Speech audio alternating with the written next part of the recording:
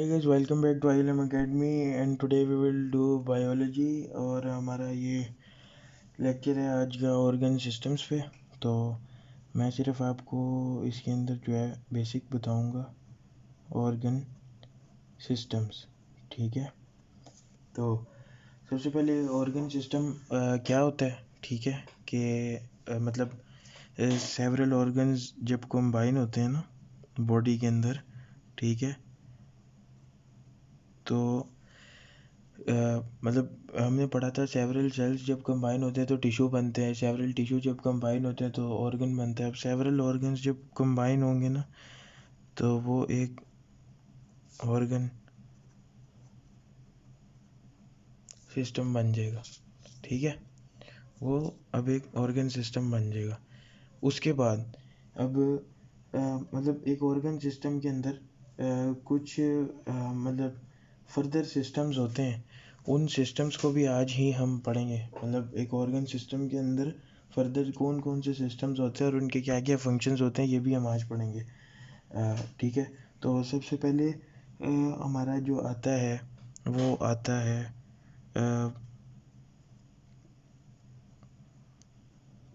Digestive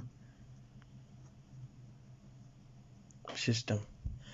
digestive system जो हमारा आता है ना उसके अंदर क्या होता है कि एक तो वो फूड को एब्जॉर्ब करता है, मतलब फूड को डाइजेस्ट करता है। ठीक है, डाइजेस्ट करता है फूड को और उस फूड के अंदर से क्या एब्जॉर्ब करता है, यूज़फुल प्रोडक्ट्स जैसे न्यूट्रिएंट्स वगैरह जो भी आपका वो हो वो उसके अंदर से एब्जॉर्ब करता है। ठीक है, ये तो हो गया आपका डाइजेस्टिव सिस्टम। उसके बाद आ जाता है आपका रेस्पिरेटरी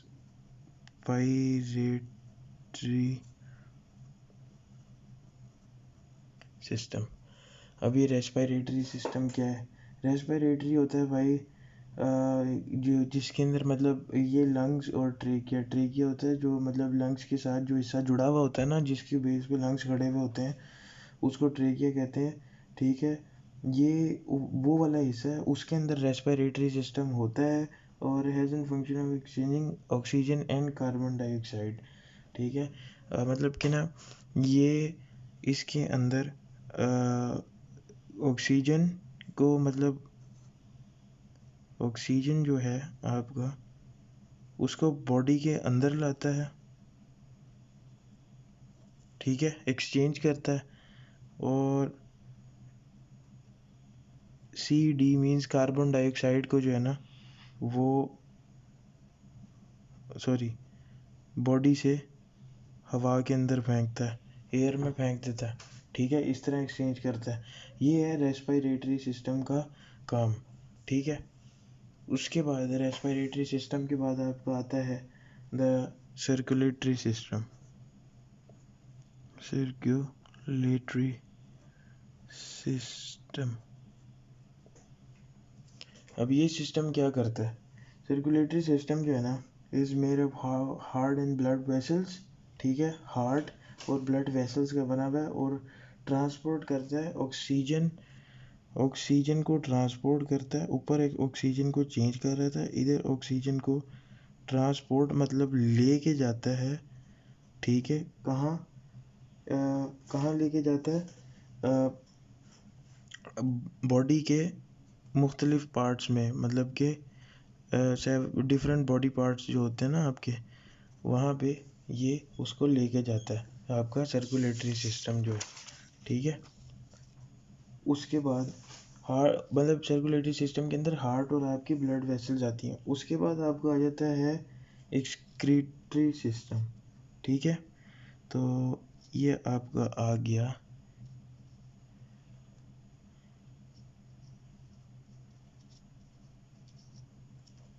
एक्सक्रीटरी सिस्टम। तो ये क्या करता है? एक्सक्रीटरी सिस्टम क्या करता है? ये सबसे पहले तो कौन से एरियाज में मतलब इसका वर्क कौन से एरिया में होता है? ब्रेन में। ठीक है, स्पाइनल कॉर्ड में। ठीक है, ब्रेन से नीचे जो हिस्सा होता है ना, जो मरी मतलब जिसे हम गर्दन वाली हड्डी भी कहते हैं, वो वहाँ से लेके नीचे आपकी बैक तक पूरी वो स्पाइनल कॉर्ड होती है, ठीक है। और कौन सा एरिया है जो इस सिस्टम के अंदर आता है, वो आता है नर्व्स, ठीक है। आपकी नसें जो होती हैं ना, नर्व्स, ठीक है। Coordinate actions in the body, ठीक है।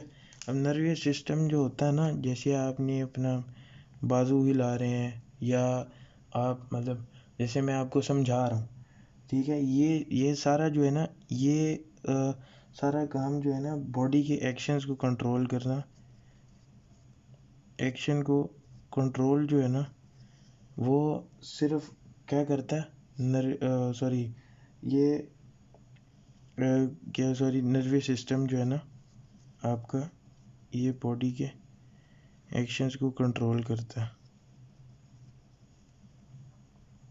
ठीक है। उसके बाद आपका आ जाता है, एक मिनट इसको भी छोड़ दें, इसके बाद आता है आपका जो मैं पीछे बता रहा था, एक्सक्रीटरी सिस्टम, ठीक है। अब एक्सक्रीटरी सिस्टम्स के अंदर कौन कौन सी जगहें आती हैं, वो आती है आपकी किडनीज, ठीक है। ब्लैडर, ब्लैडर जो होता है वो होता है, जिसे आप गॉल ब्लैडर भी कहते हैं, वो आपके स्टमक के बिल्कुल पास पाया जाता है और वो आपके खाने को डाइजेस्ट करने में कुछ इंजाइम्स प्रोड्यूस करता है, जिसकी वजह से आपके खाने की डाइजेशन जो है वो तेज़ होती है, ठीक है। ब्लैडर और ये दो चीज़ों के ऊपर एक्सक्रीटरी सिस्टम जो है वो अप्लाई होता है, और ये करता क्या है कि ये removes waste products from the blood, ठीक है। ये वेस्ट प्रोडक्ट्स को ब्लड से रिमूव कर देता है, ठीक है। और मतलब कि ब्लड के अंदर जो भी वेस्ट प्रोडक्ट्स हो ना, जैसे डेड सेल्स वगैरह जो भी हो, या मतलब एक किडनी है, उसके अंदर आपका ब्लड भी जाता है, यूरिन भी जाता है, ठीक है। तो वो क्या करता है कि ब्लड को प्योरीफाई करके साइड पे कर देता है, और यूरिन एक वेस्ट प्रोडक्ट है, उसको बाहर कर देता है। ब्लैडर का भी इसी तरह का काम है, ठीक है। उसके बाद आपके जो आते हैं वो आगे जो आपका जो सिस्टम आएंगे, वो दो और सिस्टम हैं, ठीक है, जिसमें से एक आपका आ जाता है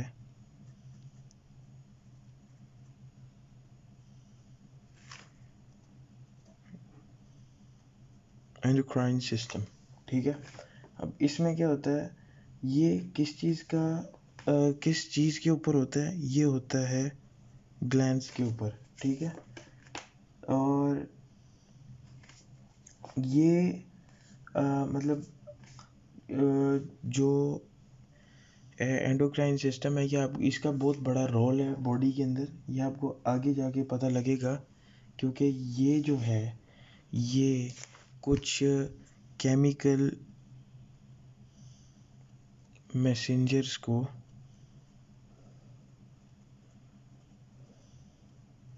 सिक्रेट करता है, ठीक है। सिक्रेट करता है मतलब बाहर निकालता है, जिन केमिकल मैसेंजर्स को हम हॉर्मोन्स भी कहते हैं, ठीक है। तो ये अभी सिर्फ मैंने मतलब सिस्टम के अंदर आप ये सिर्फ सुन लें, क्योंकि ये आगे जाके इस एंडोक्राइन सिस्टम का भी हमें पता लगेगा। और उसके बाद लास्ट है आपका रिप्रोडक्टिव सिस्टम, ठीक है। लास्ट पे आता है आपका रिप्रोडक्टिव सिस्टम, जिसके अंदर मेल का रिप्रोडक्टिव सिस्टम आता है, ठीक है। और उसके बाद फीमेल का रिप्रोडक्टिव सिस्टम आता है। बस अभी हम यहीं तक रहते हैं कि मेल और फीमेल का रिप्रोडक्टिव सिस्टम आता है, जिससे मतलब आगे फिर रिप्रोडक्शन का प्रोसेस स्टार्ट होता है, ठीक है। तो आज के लिए इतना ही है, ठीक है। ऑर्गन सिस्टम क्या होता है और ऑर्गन सिस्टम के अंदर कौन कौन से फर्दर सिस्टम्स होते हैं जिसकी वजह से एक ऑर्गन सिस्टम चलता है। तो आज की वीडियो इतनी थी और नेक्स्ट वीडियो के अंदर मैं आपको आगे बताऊंगा कि मतलब हम फर्दर चलेंगे अब बायो में आगे अगले चैप्टर की तरफ जो हमारा है डिफ्यूजन एंड ऑस्मोसिस। तो आज के लिए इतना ही guys, please subscribe my channel और मिलते हैं नेक्स्ट वीडियो में।